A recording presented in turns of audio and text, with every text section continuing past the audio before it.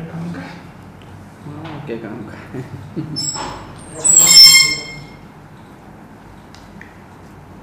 राकेश जी बैठिए, मास्क हटा दीजिए। राकेश कुमार गोयल, टीचर हैं आप सर? क्या पूछा जाए आपसे, आप बताएं। सर मेरे बायोडाटा से रिलेटेड जो भी आप पूछना चाहिए स्पेसिफिक कीजिए इसको। शिक्षा से जुड़ा हुआ आप पूछ सकते थे। एजुकेशन पॉलिसी के बारे में बता दीजिए। राष्ट्रीय शिक्षा नीति 2020 जो है 1986 के बाद जो हमारी ये लंबे समय के अंतराल में एक शिक्षा नीति आई है, जिसमें बहुत सारे चेंज किए गए। मुख्य रूप से हमने 10+2 के जो सिस्टम है उसको चेंज किया है। 5+3+3+4 का उसमें हमने एक सिस्टम लाए हैं, और वर्तमान की जो आवश्यकता है उनको ध्यान में रखकर इसको डिजाइन किया गया है। वर्तमान की क्या आवश्यकता है? वर्तमान की मुख्य आवश्यकताओं में जैसे नवाचार, जैसे कि शिक्षा को रोजगार परक बनाना, जैसे कि शिक्षा में हम जो आजकल एक तरह से जो विद्यार्थी का सर्वांगीण विकास, मीडियम को लेकर इशू है कुछ। एजुकेशन पॉलिसी में मीडियम को लेकर एक बड़ा इशू चल रहा है और ये विवाद में भी है। मुझे ये जानना है आपसे कि आप क्या समझते हैं कि आज के सीन में, स्पेशली राजस्थान के संदर्भ में, क्या मीडियम होना चाहिए? उसका ध्यान आपका हमारे सिविल सर्विसेज के लिए भी होना चाहिए, और जब हम वैश्वीकरण की बात कर रहे हैं तो वह भी कॉन्टेक्स्ट आपके ध्यान में रहे। फिर आपका एक जजमेंट बताइए कि मीडियम का लेवल मदर टंग ये रहनी चाहिए, या लोकल लैंग्वेज इस तरह से यूज़ की जानी चाहिए, या इंटरनेशनल लैंग्वेज को यूज़ में लिया जाना चाहिए। कहाँ आप स्टैंड करते हैं? जी, मुझे लगता है मैं पूरी तरह से मातृभाषा के साथ हूँ सर, क्योंकि मातृभाषा में शिक्षा देने से, शिक्षा का जो उद्देश्य है वो बच्चे की समझ विकसित करना है, उसका सर्वांगीण विकास होना है, और मातृभाषा के माध्यम से अगर विद्यार्थी सीखता है तो उसको अधिक सीखने को मिलता है। आपको लगता है ये मातृभाषा है या मातृभाषा है? मातृभाषा।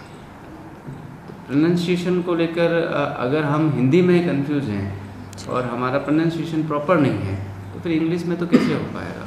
जी, मैं क्षमा चाहूँगा सर, मातृभाषा ही इसका प्रोनाउंसिएशन होना चाहिए। नहीं, जब हम एजुकेशन पॉलिसी की बात कर रहे हैं और प्रोनाउंसिएशन को लेकर इतना हमारा मदर टंग को लेकर इशू है, तब हम इंटरनेशनल मार्केट में या वहाँ एजुकेशन सिस्टम में अगर हम कदम धरेंगे तो क्या कर पाएंगे? कुछ भी नहीं कर पाएंगे। निश्चित रूप से इसी के साथ इसी का मैं समर्थन करता हूं, क्योंकि जब मातृभाषा अगर हम अच्छे से सीखेंगे, क्योंकि विदेशी भाषा को उस लेवल पर उस तरह से सीखना तो हमारे परिवेश में और भी कठिन है। तो हमारा अधिकांश समय, जैसे मैं अनुभव करता हूं, अनुवाद में निकल जाता है। विद्यार्थी अनुवाद में ज़्यादा फोकस करता है बजाय उसका कॉन्सेप्ट समझने। मदर टंग एडॉप्ट करने का मतलब ये हुआ कि आसपास के पर्यावरण, वातावरण, परिस्थितियों को बेहतर ढंग से समझना, उसकी समझ विकसित करना और उसके लिए हमारा विश्लेषण पैदा करना।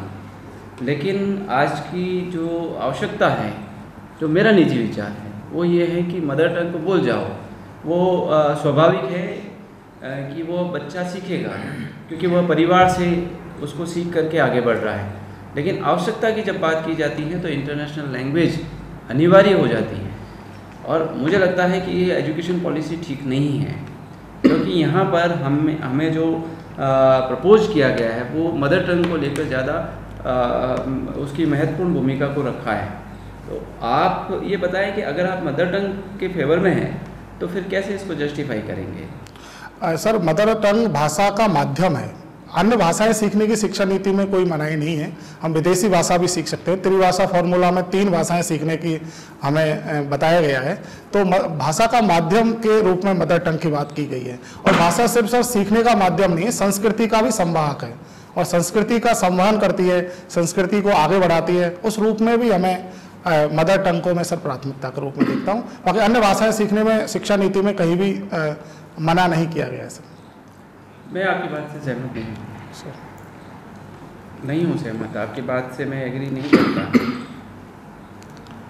जी सर, मैं क्षमा चाहूँगा, हो सकता है कि मैं आप सबको मैं बता नहीं पा रहा हूँ जो मुझे बताना चाहिए, लेकिन मैं मातृभाषा पर यही मेरा स्टैंड है सर कि मातृभाषा शिक्षा का माध्यम होना चाहिए सर। शिक्षा के बारे में बात को आगे बढ़ाएं। जी सर। अच्छा, मैं ये जानना चाह रहा था कि आपके हिसाब से शिक्षा का उद्देश्य क्या होना चाहिए, इसका ऑब्जेक्टिव क्या होना चाहिए एजुकेशन में? एक अच्छा मानव बनाना सर। एक अच्छा मानव बनाना। अच्छा मानव की परिभाषा क्या होती है? अच्छा मानव वो होता है सर जो मेरी परिभाषा में जो दूसरों के दुख दर्दों को समझे, दूसरे की भावनाओं को फील करे और जो नियम है, कानून है, उनका पालन करे सर। अच्छा, तो आप आजकल की जो शिक्षा है वो अच्छा मानव बनाती है या नई शिक्षा पॉलिसी जो हमने लागू की है वो अच्छा मानव, आपकी जो परिभाषा है ना अच्छा मानव की, जी सर, वो बना देगी? पुरानी शिक्षा नीति भी सर निश्चित रूप से बेहतर मानव बनाने के प्रयास में थी, लेकिन जैसे जैसे तकनीक का विकास हो रहा है, जिस तरह की चुनौतियां समाज में बढ़ती जा रही हैं, उस हिसाब से अब हमें कुछ और नई चीज़ों को करने की आवश्यकता थी, और जिसके लिए हमारे जो विद्वान विश्लेषक हैं उन्होंने नई शिक्षा नीति को इंट्रोड्यूस किया सर। तो अभी आपने चुनौतियों का नाम लिया ना, तो ये क्या चुनौतियाँ हैं जो शिक्षा के क्षेत्र में आती हैं, खासतौर पर राजस्थान के परिप्रेक्ष्य में बताइए आप। जी सर, जैसे वर्तमान में अगर हम शिक्षा को देखें सर कि जो पुरानी जो शिक्षा पद्धति से जो हम पढ़ते हैं वहाँ हमारे पास विषयों की स्वतंत्रता नहीं थी और वो रोजगार को मुख्य रूप से केंद्रित कर रही थी, लेकिन अब जब हम नवाचार की बात करते हैं कोई नई, तो उस समय हमें इसमें छूट दी गई है काफ़ी हद तक। दूसरी चुनौती सर, अभी हम जिस तरह भौतिक संसाधनों के पीछे भाग रहे हैं, जिस तरह हमारा जो उद्देश्य जो है वो भौतिकता से उत्प्रोत हो गया है, नई शिक्षा नीति हमें उसमें आध्यात्मिकता और साथ साथ थोड़ा हमारे मोरल जो वैल्यूज हैं उनको अधिक फोकस करती है। एक और सर मैं इसमें पॉइंट ऐड करना चाहूँगा कि जो हमारा जो पढ़ा लिखा व्यक्ति था, जो पुरानी जो पढ़ के बढ़ रहा था, वो अपने आप को समाज के निम्न वर्ग से, अन्य तबकों से कटा हुआ महसूस कर रहा था। नई शिक्षा नीति में उसे जोड़ने के लिए भी कई स्टेप सजाए गए सर। जैसे एक उदाहरण बताओगे आप? जैसे कि वोकेशनल एजुकेशन के माध्यम से आप विद्यार्थी जो है अन्य कार्य जो होते हैं क्षेत्रीय ग्रामीण स्तर पर उनको सीखेगा, इस तरह से। तो ये वाला तो प्रयोग पहले भी किया जा चुका है, आपको पता है, गांधी जी के टाइम पे बुनियादी शिक्षा के नाम से ना, बेसिक एजुकेशन के नाम से। तो पहले जब किया था तब सफल रहा था या असफल रहा था, और उसको वापस क्यों करने की जरूरत पड़ी, बीच में हटाने की क्यों जरूरत पड़ी? जी सर, पहले जो ये प्रयोग था, गांधी जी का जो मूल सिद्धांत था उसका प्रयोग किया गया, लेकिन वो उतनी सफलता इसमें नहीं मिली, क्योंकि हमें जो जिस तरह से हम आज़ाद हुए और हमें जिस तरह रिसोर्स की जरूरत थी, एक स्किल्स की जरूरत थी, तो हमें मानव रिसोर्स डेवलप करना था। इसलिए मानव संसाधन विकास मंत्रालय भी नाम हमने रखा, HRD मिनिस्ट्री हमने इस तरह से उसको डिजाइन किया। पहले शिक्षा दो चीज़ों को मिक्स कर रहे हो आप, HRD और वो मानव विकास करने वाली शिक्षा का तो बहुत अलग एक कॉन्सेप्ट है। गांधी जी की तो रचनात्मक शिक्षा थी और बुनियादी शिक्षा थी, उसका तो आपस में कोई मेल जोल ही नहीं है ना। मेरा तो सवाल वही था, जो गांधी जी ने शिक्षा का कॉन्सेप्ट दिया था बुनियादी शिक्षा का, वो पहले भी अपन ने शुरू किया था आज़ादी के तुरंत बाद, तो ऐसी क्या बात थी कि उसको हटाना पड़ा और फिर उसको वापस से अपने को फॉर्मल एजुकेशन में आना पड़ा, मैकाले वाले सिस्टम में, और फिर वापस से अभी हम वापस सोच रहे हैं कि कहीं ना कहीं बुनियादी शिक्षा को लाने की ज़रूरत है? सर मैं इसको बहुत अच्छे से तो नहीं बता पा रहा हूँ, लेकिन मैं जितना समझ पा रहा हूँ कि उस समय रिसोर्स है, संसाधन हमारे पास पर्याप्त नहीं थे और उसके लिए पर्याप्त संसाधनों का होना बहुत आवश्यक था सर। चलिए, अब एक और सवाल ये है कि जो शिक्षा की चुनौतियों की हम बात कर रहे थे और आपने जो जवाब दिया वो सारा शिक्षा नीति या फिर शिक्षा के कार्यक्रम को लागू कराने से लेकर आपने जवाब दिए थे ना।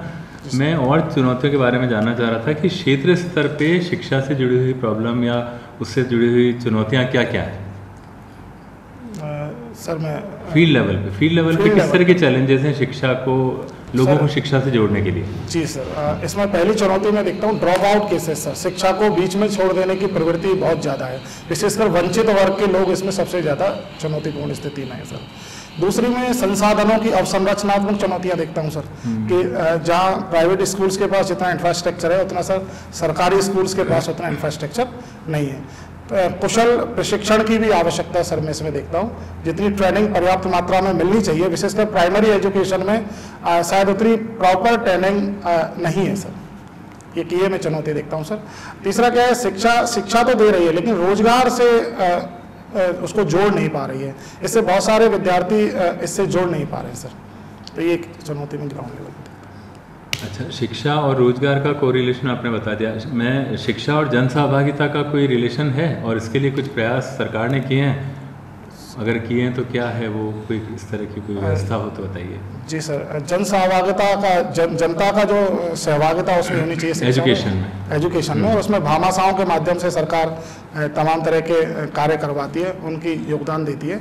हमारी ट्रेडिशनल पद्धति में तो सर जो गांव के जो पंडित जी होते थे, पुजारी होते थे, वो भी शिक्षा दिया करते थे, परिवार भी शिक्षा दिया करता था। और बताइए, और इसके अलावा गांव के लेवल पे कोई सिस्टम बनाया है गवर्नमेंट ने जिससे कि जनसहभागिता बढ़े?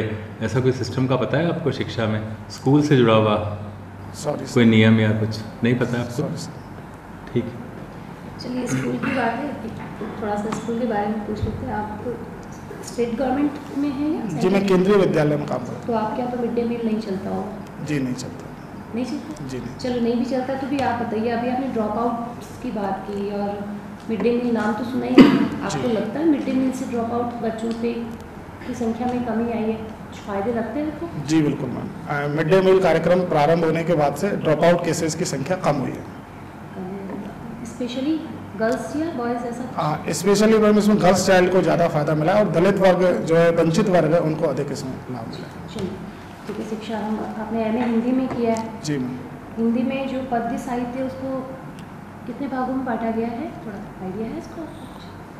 पद्य साहित्य जो भक्ति काल में बांटा जाता है अलग अलग, एमए हिंदी में किया आपने? जी जी, पद्य को मतलब पद्य कितने प्रकार के होते हैं? नहीं नहीं, साहित्य, हाँ जो कालक्रम है ना, अलग अलग कालक्रम है। ओके, अगर इसको जैसे भक्ति काल, इसके बाद सब शुरू से करेंगे तो आदिकाल, भक्ति काल, रीति काल और आधुनिक काल, और वापस भक्ति काल दो भागों में बट जाता है। भक्ति काल को फिर सगुण और निर्गुण में हम लोग विभाजित करते हैं, और सगुण को फिर राम भक्ति और कृष्ण भक्ति शाखा में करते हैं विभाजित, और निर्गुण को सूफी और संत काव्य में उसको। अच्छा, तो कृष्ण भक्ति शाखा के किसी एक कवि का नाम और उसकी कुछ पंक्ति याद हो तो बताएंगे? जी, रसखान, मानुष हो तो वही रसखान, बसो ब्रज नंद के गाँवों के ग्वारन।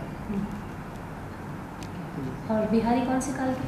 बिहारी रीति काल के कवि। बिहारी का कोई एक जो बहुत फेमस है? नहीं पराग नहीं मधुर मधु, नहीं विकास यही काल, अली कली ही सौ फसो आगे कौन हवाल। कौन सा रंग है इसमें? सॉरी मैं मेरी कॉल नहीं कर रहा हूँ। हाँ, अन्योक्ति, यस, अन्योक्ति रंग। चलिए आगे करते हैं बात, हिंदी की हो गई, राजनीति की पे बात कर लेते हैं। अभी वर्तमान में किस राष्ट्रपति शासन लगाया गया है, कहाँ लगाया गया? पांडिचेरी। अच्छा, राष्ट्रपति शासन, आपातकालीन शक्तियाँ, सुना है इसके बारे में आपने? जी मैडम। क्या है आपातकालीन शक्तियाँ? 3 तरह की आपातकालीन शक्तियाँ हैं। एक तो राष्ट्रीय आपात, और एक आंतरिक विद्रोह या सशस्त्र विद्रोह के आधार पर, और एक वित्तीय आपात। अच्छा, अनुच्छेद बता सकते हैं इसके? अनुच्छेद 352, 356 और 360। अच्छा, अभी तक भारत में आपातकाल कितनी बार लगाया और किस आपातकाल की सबसे ज़्यादा क्रिटिसाइज की जाती है? और सबसे ज़्यादा 352 को लेकर के, सॉरी मैम, 356 को लेकर के सबसे ज़्यादा लगाया गया है, और वो राजनीतिक कारणों से कई बार लगाया जाता है, तो इसलिए उसको क्रिटिसाइज किया जाता है। नहीं, और जो अनुच्छेद 352 है वो भारत में अभी लगा है, कितनी बार लगा है? Sorry ma'am. अच्छा, अभी जैसे शिक्षा की बात हो रही थी, बुनियादी शिक्षा की, बुनियादी शिक्षा पे तो आपने बता दिया, गांधी जी का भी अभी जिक्र आया, तो आपको लगता है कि गांधी जी वर्तमान में भी प्रासंगिक है, या उनकी जरूरत, उनकी विचारों की हमें आवश्यकता नहीं है? जी मैम, पूरी तरह से प्रासंगिक है। गांधी जी के सिद्धांत और गांधी जी के विचार वर्तमान युग में तो और भी ज़्यादा मुझे प्रासंगिक प्रतीत होते हैं। क्यों? क्योंकि वर्तमान में जिस तरह का वातावरण चल रहा है, जैसे आतंकवाद की या समस्या ले लें, या आपसी धर्म के आधार पर लोग जिस तरह से लड़ रहे हैं, तो गांधी जी के अपने जीवन से हमें बहुत सारे उदाहरण मिलते हैं जो इन सब समस्याओं को अच्छे से एड्रेस करते हैं। आर्थिक रूप से आर्थिक विचार उपयोगी है? बिल्कुल, आर्थिक ट्रस्टीशिप का जो उनका सिद्धांत है, न्यासधारता का सिद्धांत, आर्थिक विचार है, जो CSR आजकल हम लोग प्रयोग कर रहे हैं, वो CSR मैडम जो हम प्रयोग कर रहे हैं, वो ट्रस्टीशिप का ही सिद्धांत है गांधी जी का। और पर्यावरण मुद्दों पे? पर्यावरण मुद्दों पर भी गांधी जी ने अपने विचार रखे हैं, और उनको भी हम वर्तमान में जिस तरह के तमाम तरह के ट्रिब्यूनल्स जो बना रहे हैं, और गांधी जी के विचार वहाँ भी पूरी तरह से प्रासंगिक हैं। आपका नाम राकेश है, राकेश की 5 पर्यायवाची होता है? चंद्रमा, शशि, शशधर, और चंद्र। बड़े ऊपर ऊपर के बताए। हाँ थोड़ा सा। चलो कोई बात नहीं। आपका प्रिय कवि कौन? जयशंकर प्रसाद। जयशंकर प्रसाद। जी। जयशंकर प्रसाद की अमर कृति कामायनी का सार क्या है? कामायनी जो है सर शैव दर्शन से प्रभावित है और मानवतावाद की बात करती है। मानवतावाद का दर्शन है उसमें मुख्य रूप से। मानव विकास की गाथा है, उसे मानव विकास का इतिहास भी हम लोग कह सकते हैं। उनकी अंतिम जब कामायनी समाप्त होती है तो कोई बड़ा एक उपदेश देते हैं जयशंकर प्रसाद, कोई ऐसी विशेष बात कहते हैं, उस पर कोई आपके प्रिय कवि है तो कम से कम उनकी प्रसिद्ध कृति। जी, कामायनी के अंत में वो कहते हैं कि ज्ञान दूर कुछ क्रिया भिन्न है, इच्छा पूरी। सर मैं उसको पूरी एग्जैक्ट याद नहीं कर पा। अर्थ ये है कि हमारी जो कथनी और जो करनी है दोनों में समानता होनी चाहिए। अच्छा, उस तरह से आजकल लोगों के कथनी और करनी में भेद बढ़ता जा रहा है, क्या कारण है? क्योंकि व्यक्ति दोहरा चरित्र जी रहा है सर, मुझे ऐसा लगता है। पूछ ही रहे कारण है कि भौतिकतावादी जो उसका जीवन है, सुख सुविधाओं की जो लालसा है और समाज जिस तरह जटिल हो गया है, तो ये सब कारण है उसकी कथनी और करनी को। आप ये बताओ कि भौतिकता को कम करने के लिए आपने पिछले 4-5 बार इंटरव्यू में उपयोग किया सब भौतिकता, आप इसको कम करने के लिए क्या 4 उपाय सजेस्ट करोगे? सर भौतिकता को कम करने के लिए हमें व्यक्तियों को उसके आध्यात्मिक विकास की ओर ध्यान देना पड़ेगा।